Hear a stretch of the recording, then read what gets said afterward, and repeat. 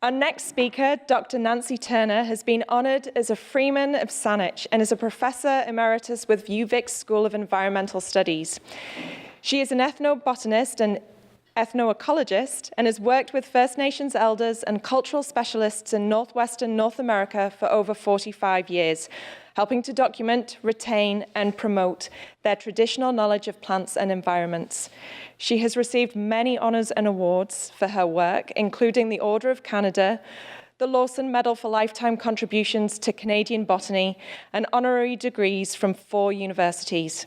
We are lucky to have her vast local knowledge here in our community and look forward to hearing her insights into biodiversity in a time of environmental change. Welcome, Nancy.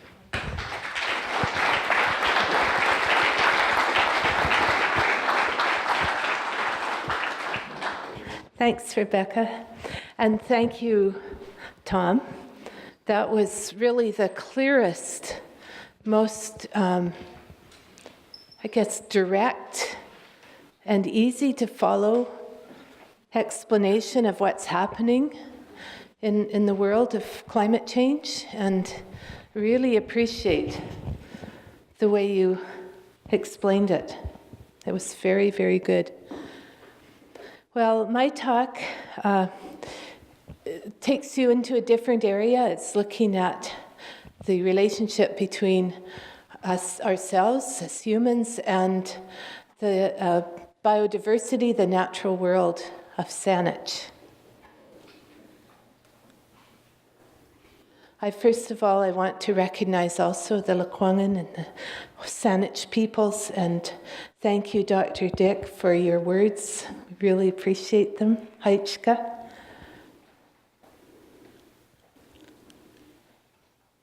And I also want to acknowledge Tom, Jenny, and all the folks who made this possible, and all of you for coming. The mayors and councils over many years in Saanich who have made steady progress in the area of environmental recognition. And a few photographs from my personal photographer, Bob Turner, and Bill Pennell. And also people who belong to the local community groups, the conservation groups, friends of different parks. I really want to thank you and appreciate all the volunteer work and the hard work over many years that has been done by all of you. And I have to repeat Tom's photo just to emphasize how precious this world is for us, for the people of the past and the people of the future, for all life that we know. And I called this Keeping All the Pieces. It comes from Aldo Leopold, who said, we humans have changed so much, usually without much understanding. If you want, the first rule of intelligent tinkering is to keep all the pieces. That means all the biological pieces that we've been fortunate enough to share our space with. And we have many of these pieces here in Saanich. So I want to talk about biodiversity, and I know this is old stuff to most of you, but just to reiterate, it really means the variety of life on Earth, and it is at various scales, from microscopic, from molecular, from genetic scale, right up to broad scale, landscape scale, and beyond. And we are very fortunate in Saanich, in British Columbia, to host a huge amount of biodiversity compared to other parts of our country. And the stats are there, 50,000 to 70,000 insects alone, and so forth. All these birds, reptiles, plants, algae, lichens, and so forth. All of this is biodiversity. Fungi as well. And recently, for those of you who are perhaps more into the economic benefits of things and think in terms of economics, the Millennium Ecosystem Assessment Group proposed thinking about the services that biodiversity and the natural world provide for us. They call it ecosystem services, and they put it into different classes as I've got their provisioning, regulating, supporting, and cultural services, the beauty and the spiritual nature of the world around us, the way people incorporate it into our culture and our art and our music and all of that is a service, we could say, that the other species and the natural world provide for us. I put a bee up there because pollination is, of course, one of those major services that is impacted heavily by climate change. We are, as I said, a biodiversity hotspot. Our I guess you could say biogeoclimatic zone that we exist in here on the southeastern part of Vancouver Island is part of a very unusual ecosystem, the coastal Douglas fir zone. And within that, there's a drier subzone, and that's where most of Saanich exists in quite a dry part of the coastal Douglas fir zone. And so we have a very special combination of species that live within that zone. Many of the trees that we see and the other plants are not found anywhere else in Canada. And this zone extends southward into Washington and down into California in some cases. But here in Canada, this Saanich has a unique ecosystem, really, that we are the caretakers of. Many of the species here are quite rare in any case, and they're not, as I say, found anywhere else in Canada. Two of the really special wildflowers that we have here, the shooting star and harvest brodea. And Garry Oak, our iconic tree, is a major part of this dry subzone of the coastal Douglas fir zone. And it's only found here on Vancouver Island, on the Gulf Islands, and a couple of locations on the Lower Mainland. In all of Canada, it's very important for First Nations, as all of these other plants are. It's a beautiful tree and can grow to hundreds of years old, and we're still fortunate to have a few of the big old giant Garry Oaks around, but we're missing a lot of the younger oaks. They tend to get taken out with development, and so what I call the teenage oaks, we don't have very many of them. We don't allow our oaks to be growing up. But Saanich, I'm glad to say, has been planting some oaks around in different areas, and we see them here and there, and hopefully they'll be allowed to grow up into older trees, old growth trees. We have many habitats, many different areas that have their own particular combinations of species, rocky hilltops, prairies, woodlands, seashores, wetlands, the lakes around here and the shores. All of those have their own particular combinations of species. And these habitats have been developing over thousands of years. As Tom said, the last ice, which was about, a kilometer and a half high over this area, was melted off about 11,000 years ago. So everything that we have in Saanich in the way of biodiversity has been developing here over that time. And we can imagine what it would have been like. It would be hard to imagine, but there's a glacier for you. It's probably more melted by now. So that was taken about 15 years ago up at Kenai. And somebody has found a mammoth tooth not too long ago on coals on Mount Douglas. So that shows the kind of biodiversity that was here at one time. We still have some kind of shadowy remnants of that time too. In Rithet's bog, that was an area where apparently, I'm told, and Tom can correct me, the ice took a longer time to melt there, and that was like a kettle hole. And even now, the vegetation there in Rithet's bog, which has now been drained a little bit, but it's more poorly drained than other wetlands, you find Labrador tea. And the Saanich people and probably the Lekwungen went there to get bog cranberries a long time ago. And there are other bog plants that you only find in those very special habitats. So Rithet's bog is a real treasure for us. It's probably the only bog remaining of what used to be about 8 or 9 bogs in the southern Vancouver Island area. And the First Nations here have been caring for this land for a long time, thousands of years. And they've used fire and other methods to maintain early successional stages to maintain these prairies.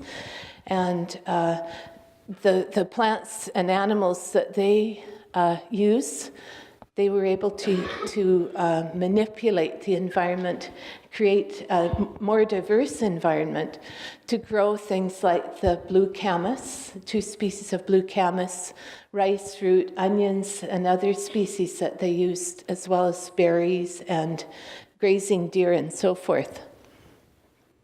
So when James Douglas came, the first Europeans arrived, they found this amazing parkland kind of environment.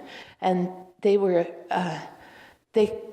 they couldn't believe that humans had anything to do with creating that environment, but in fact they did.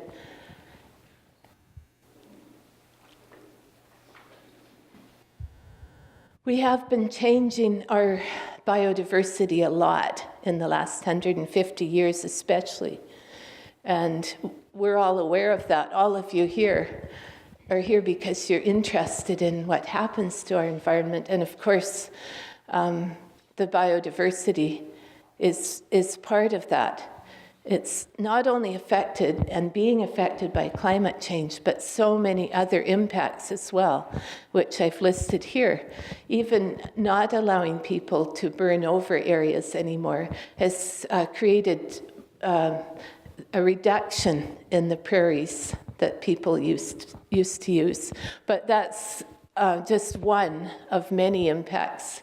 The urbanized landscape, of course, with roads and parking lots and houses, has removed a lot of the original biodiversity, and the introduced species as well have impacted the native species. So we have, for example, in Cedar Hill Park, near where I live, English ivy has taken over huge areas of that park. This is a photo from, I can't, yeah, do you remember the year that it was taken? I thought I had that up there, but it was, I'm afraid to say I might make a mistake, but it was some time ago that picture was taken, as you can imagine. If anyone knows the date, yell it out. So that's taken from the same location as we took a photo from the top of Mount Talmy to Coles to Mount Douglas over there. And you can see the change that's taken place in about 80 years, I would say. So from very open ground, probably a lot of prairie, the original prairie, then turned into farmland and now urbanized landscape. And with that goes a lot of the biodiversity. And we know, we heard about sea level rise. I'm glad to hear that it's not perhaps as extreme as it is in some places, but it's still something we need to think about, the unpredictability and variability in weather extremes, hotter, drier weather, summer drought, more intense storms and flooding, and so forth. This is a huge concern for us in British Columbia, including in Saanich. And so all of these changes together have impacted the species that used to grow in abundance here. And I've grown up in Saanich. I've been here since I was 5 years old, and I remember hearing the nighthawks swirling around. I don't see them anymore. Many, many other species, lots of butterflies, hearing bees buzzing so loudly that you could hardly hear yourself think. Those things are just not there anymore, and it's really alarming. Bats, we used to see lots of bats flying around. Now, last summer, I didn't see any. So all of these things, these changes that we've been making, but we still have lots left. That's the good news. There's still lots of habitats and there's species that are beautiful and interesting, and many special places. I won't try and list them all, but you can see all the different parks and protected areas that we have, including our campus here on the university, Madrona Farm. We have beautiful diversity around there, the horticultural center, and so forth. We still have lots to do to maintain these native species and habitats and avoid the worst impacts of climate change. And these are some of the things that each of you can do. They're all pretty obvious, and you're all pretty familiar with most of them. But there they are. And I'd like to say, too, if any of you are interested in getting a copy of my talk, because I'm not reading a lot of these, you're welcome to it. I have a PDF that we could send you. Here are two hallmark areas of Saanich biodiversity, but both of them have a lot of invasive and introduced species which impact the native species and take over a lot of that habitat.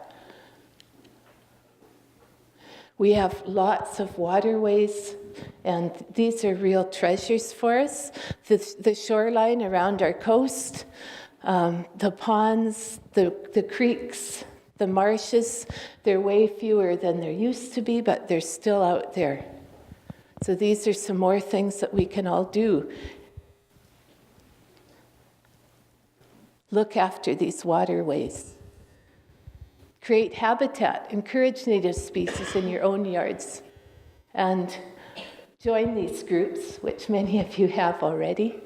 Learn more about biodiversity, visit the parks, support groups that grow native plants, and do ecological restoration, and teach your children, your grandchildren, youth, young people about biodiversity and how important it is. And there are some of the places that you can go to find out more about our native species and biodiversity. When many people in an area choose to protect and restore Garry Oak habitats, the benefits are even greater. This is from the GORT, the Garry Oak Ecosystems Recovery Team. It's a wonderful organization doing great work. There are many plants that are very beautiful and fairly easy to grow, and you can grow them in your own yards and create your own little islands of biodiversity.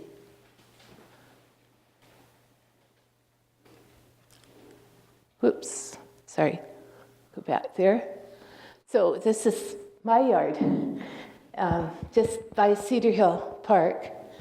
And this is what we have in our yard. I didn't show it all. I wish I could have taken you to see my camas bed that I have. There's a little camas plant there, but I have a whole area that's all camas.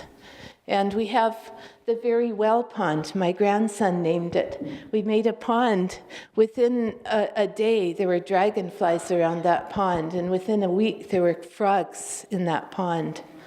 So that's, every time you can create a little bit of habitat like that, it really helps. It creates the continuity in habitats across Saanich. And there's a lot going on in the area of ecological restoration. Here's a notice with my friends Kristen and James Miskelly, who are teaching a course in ecology and restoration of Garry Oak ecosystems, and they own Saanich native plants. So they grow, propagate, and sell native plant species that you can buy and put in your own, plant in your own garden. And Swan Lake Christmas Hill Nature Sanctuary, there's also a session with Jay Rastogi, Gardening with Native Plants. And there's another article that just came out, which you're not going to be able to see it, but it's in Hakai magazine about camas. And it's a really interesting article, so if you get a chance, you can Google for that.